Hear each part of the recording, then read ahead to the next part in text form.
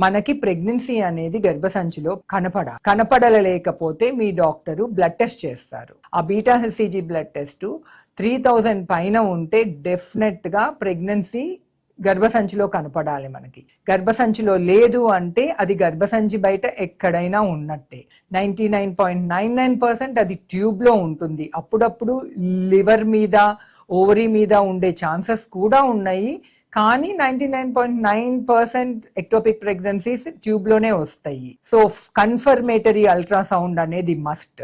ఇంత తొందరగా అల్ట్రాసౌండ్ చేస్తే ఏమన్నా అవుతుందేమో, ఇన్ని స్కాన్లు ఎందుకు చేస్తున్నారు అంటారు.